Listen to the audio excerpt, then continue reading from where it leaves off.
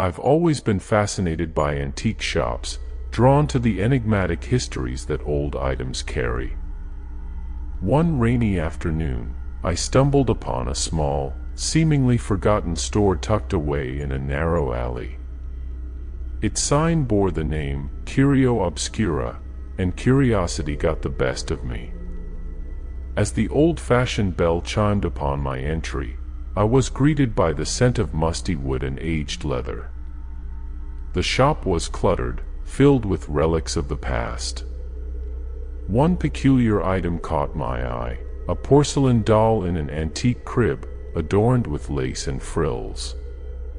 The doll was exquisite, with its delicate features and glassy blue eyes that seemed to pierce through my soul.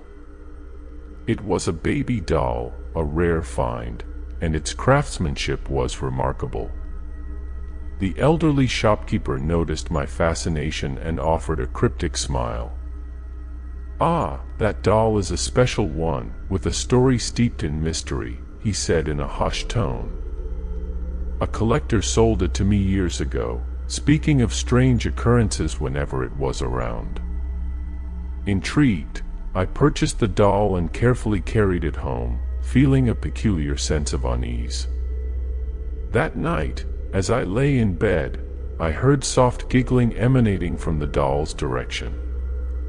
At first, I dismissed it as my imagination, but the laughter continued, growing louder and more eerie. I went to the living room to investigate, and the giggles seemed to follow me. The doll's eyes glinted in the dim light, seemingly alive. Trembling, I picked it up and placed it in a drawer, hoping to silence the unnerving laughter. Days passed, and I tried to forget about the unsettling incident. However, strange things started happening around the house. Objects would move on their own, and I heard faint cries echoing through the rooms. Each night, the doll would appear at the foot of my bed, its glassy eyes piercing into my soul. One evening, I came home to find the doll perched on a chair in the corner of the room, surrounded by a circle of old children's toys. I hadn't placed it there. Fear gnawed at me, but I mustered the courage to approach and examine the arrangement. The toys were old and worn, their features distorted and grim.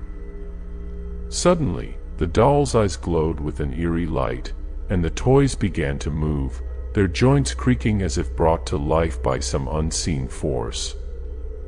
They danced in the dim light, a twisted and unsettling spectacle. My heart pounded in my chest as I watched the grotesque display unfold before my eyes. The doll's laughter filled the room, echoing in a nightmarish cacophony. I backed away, my mind unable to comprehend the horror I was witnessing. The doll turned its head to face me, its glassy eyes devoid of emotion.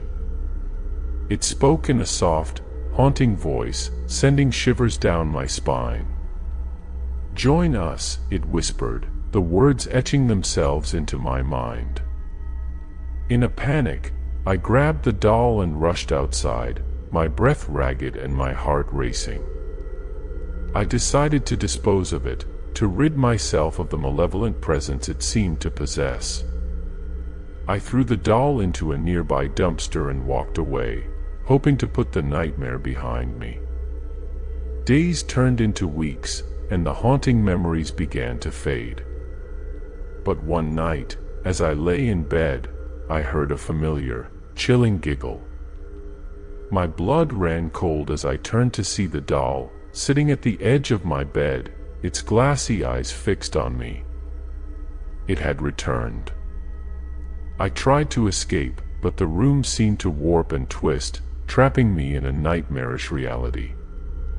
The doll's laughter grew louder, filling the air. I was paralyzed, unable to move or scream. It spoke again, its voice a haunting whisper. "Forever ours." The room dissolved into darkness, and I was swallowed by an abyss of fear and torment. To this day, I remain trapped in that horrific nightmare, haunted by the doll's sinister laughter and the promise of eternal captivity. The doll's eyes, the laughter, and the nightmare persist, a terrifying reminder of the horrors that lurk in the shadows, waiting to claim their next victim.